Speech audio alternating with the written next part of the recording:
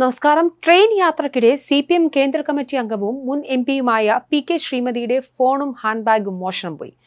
സമസ്തിപൂരിൽ മഹിളാ association സമ്മേളനം ഉദ്ഘാടനം ചെയ്യാൻ പോകുമ്പോഴാണ് കവർച്ച. കൊൽക്കത്തയിൽ നിന്നും ബീഹാറിലെ സമസ്തിപൂരിലേക്ക് പോകും വഴിയാണ് മോഷണം നടന്നത്. 40,000 രൂപ, മൊബൈൽ ഫോൺ, സ്വർണത്തിന്റെ കമ്മലുകൾ, തിരിച്ചറിയൽ രേഖകൾ എന്നിവയാണ് ബാഗിലുണ്ടായിരുന്നത്.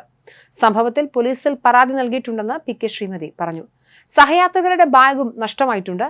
മഹിളാ അസോസിയേഷന്റെ ബീഹാർ സംസ്ഥാന സമ്മേളനം ഉദ്ഘാടനം ചെയ്യാനാണ് PK ശ്രീമതി കൊൽക്കത്തയിൽ നിന്നും സമസ്തിപൂരിലേക്ക് ട്രെയിൻ യാത്ര നടത്തിയത്. സമസ്തിപൂരിന് സമീപമുള്ള ദർസിംഗ് സറായിലേക്ക് സമ്മേളനത്തിന് പോകും വഴിയാണ് സംഭവം. മഹിളാ അസോസിയേഷൻ ദേശീയ ജനറൽ സെക്രട്ടറി മറിയം ധാവ്ലയ്ക്കൊപ്പമായിരുന്നു PK ശ്രീമതി യാത്ര ചെയ്തത്. ട്രെയിനിന് യാതൊരു സുരക്ഷയും ഉണ്ടായിരുന്നില്ല എന്നും പരാതി പറഞ്ഞിട്ടും പോലീസുകാർ പോലും നിരുത്തരവാദിത്തപരമായാണ് പെരുമാറിയെന്നും PK ശ്രീമതി ആരോപിച്ചു.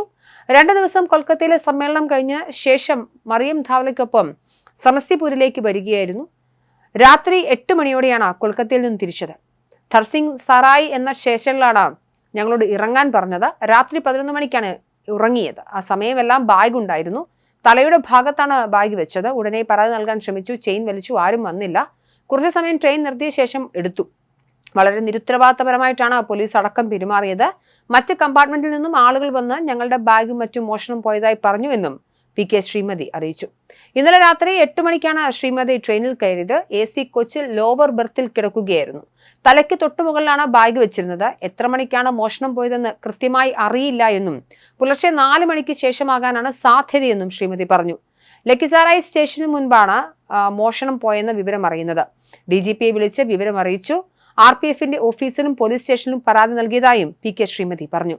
വളരെ ഞെട്ടിപ്പിച്ച അനുഭവമായിരുന്നു ഉണ്ടായതെന്നും ഉറങ്ങുമ്പോൾ തലക്കെടുത്തായാണ് ബാഗ് വെച്ചതെന്നും എഴുന്നേറ്റ് നോക്കിയപ്പോൾ ബാഗ് നഷ്ടപ്പെട്ടിരുന്നു. ആ ബോഗിയിൽ യാത്ര ചെയ്യുന്ന മറ്റു ചിലരുടെ പേഴ്സുകളും നഷ്ടപ്പെട്ടിട്ടുണ്ട്. ചെയിൻ വലിച്ചെങ്കിലും ആരെങ്കിലും വന്ന് നോക്കുകയോ ഇടപെടുകയോ ചെയ്തില്ല. TTയെ നോക്കിയപ്പോഴും കണ്ടില്ല. പിന്നീട് ഒരു പോലീസുകാരനോട് കാര്യങ്ങൾ പറഞ്ഞു.